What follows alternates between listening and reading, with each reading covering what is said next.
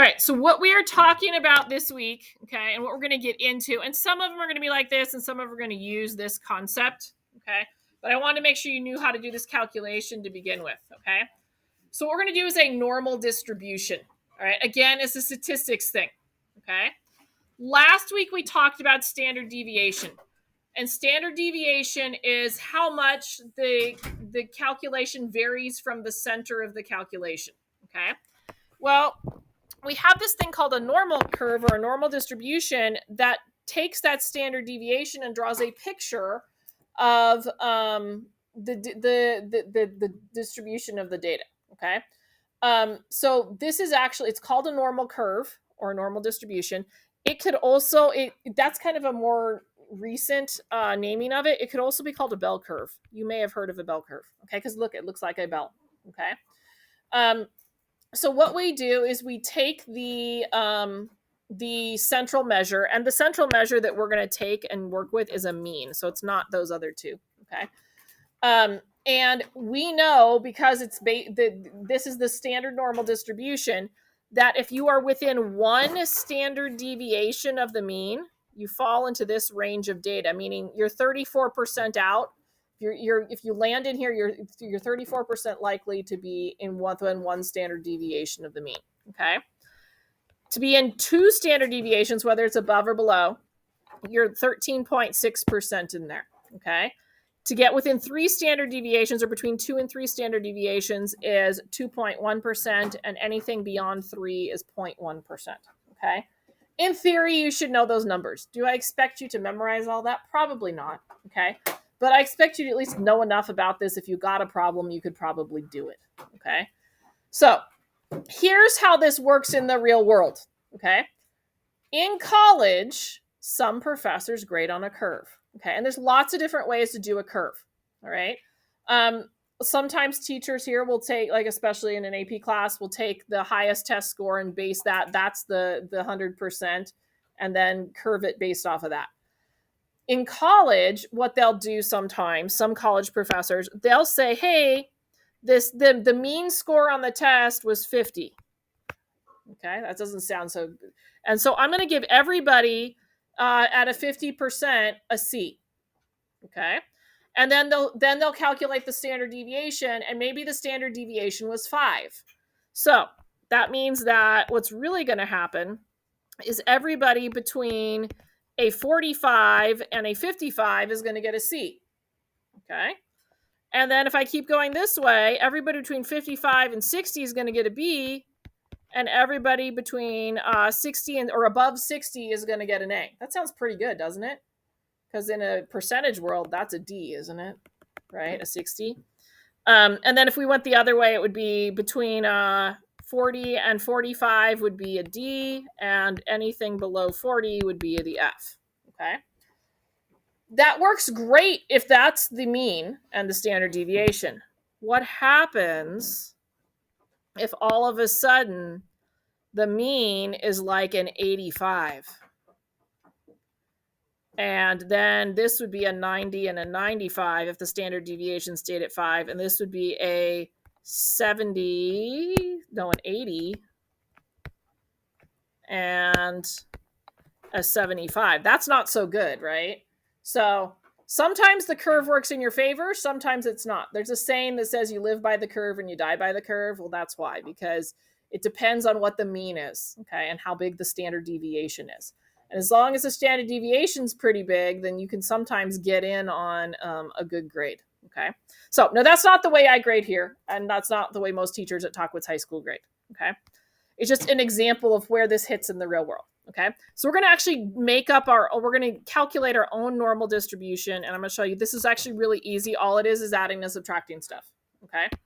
So we have a set of normally distributed data with a mean of 5.1 and a standard deviation of 0.9. We are supposed to find the percent of data within each interval, and you'll notice B through G have a bunch of intervals, okay? So we're going to draw our own normal curve, and I thought about giving you the picture, and then I'm like, no, they won't give them the picture on the S-back, so we're going to draw our own, okay? So I start by drawing an axis, and then I just draw the picture of this shape, and it does not have to be perfect by any stretch of the imagination. Nor does it really even have to be that shape. I just need to make sure I know where the divisions are, Okay. I know that there's going to be a mean right in the middle, and that's the highest value or the highest point on that curve. And in our case, it's 5.1. And then I divide it into 3 divisions on each side. So 1, 2, 3, 1, 2, 3. Okay. Hopefully I know these percentages. Okay. And I don't know, maybe the SBAC will give you one of them if they want you to do an actual calculation like this. 13.6. And all I do is read it because those percentages are the same no matter what we do, no matter what the problem is. 0.1, 0.1. So all I did was copy those from the chart above. Okay. All right. Now what we're going to do is to figure out where these divisions are for our specific problem. We are going to add and subtract the standard deviation. So add and subtract how far it is from center. Okay. So as I'm going to the right, I'm going to add 0.9. As I'm going to the left, I'm going to subtract 0.9. So help me out. What's 5.1 plus 0.9? 6. Okay. What's 6 plus 0.9? 6.9. All right. And then what's 6.9 plus 0.9? Good. So all I did was add 0.9. We can all do that. I know it's a decimal point, but we could all do that. Okay. All right. And then going the other direction, I'm going to subtract 0.9. So I need 5.1 minus 0.9. What's that? 4 point. Let's try again. I know it's 4 point something. It's okay if you got to use Desmos. Help me out.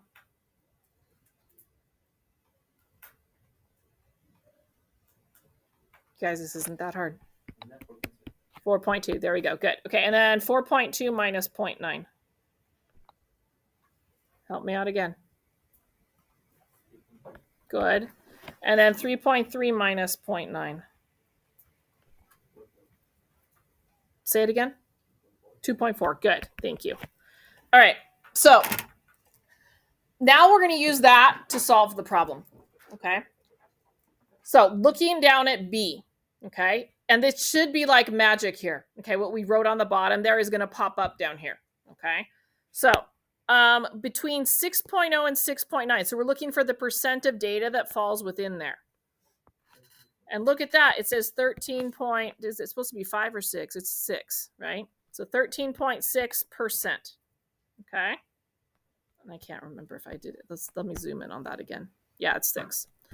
Okay.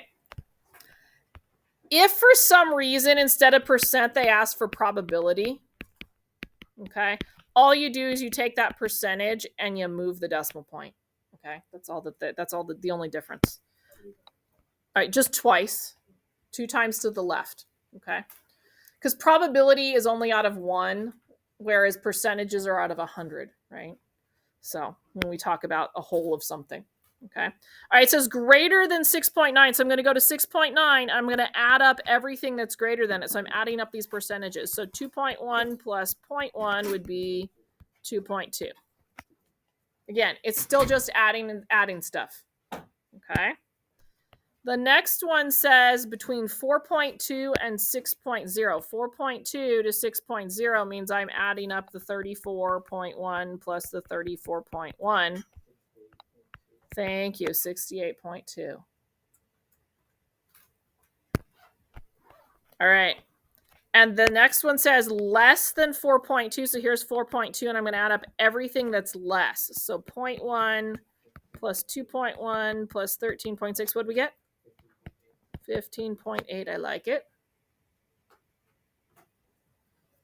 Okay, I want you guys to try F and G really quick. So do less than 5.1, okay? And do between 4.2 and 5.1. I'll give you a minute. Everybody try it. Mm-hmm. Percent. I just didn't put the percents after the others. I should have. Right? It's a percent symbol.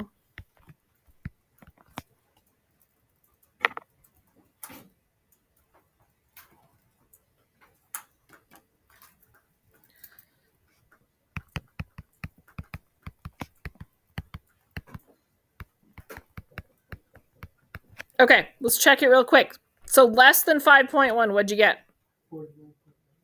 40.9. In theory, it really should be 50% because you're halfway. That's halfway of your data. So you could almost don't need to do the calculation. You could just look that it's halfway. All right, between 4.2 and 5.1, would we get? Yep, 34.1%. Okay. All right. Any questions on normal distribution? We're going to work on that again tomorrow, and then we're going to see problems that are kind of like it Wednesday, and Thursday. Okay, that use it in there. Okay, maybe phrased slightly differently. Okay. All right. The next thing we're going to do is we're going to go to notes. I don't think I put the essential question, the I can statement on the notes. I don't even know if I put the notes in here.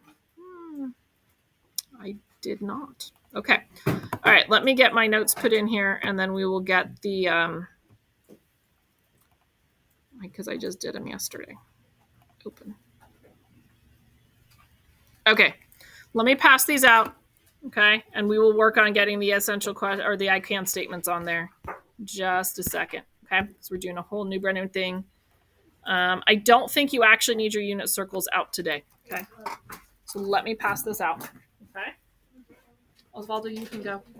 Yeah.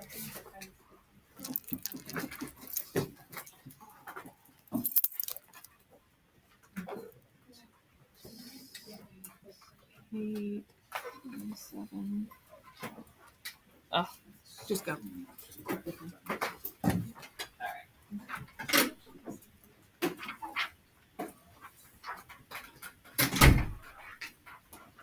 This is going to take us a couple of days to get through, at least 2.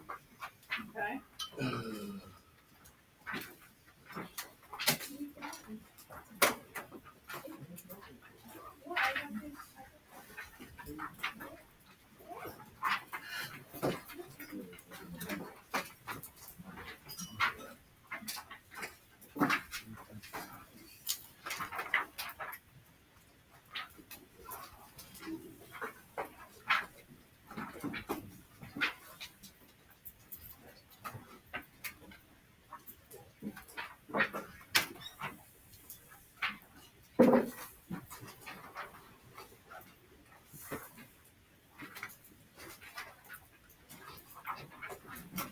Okay.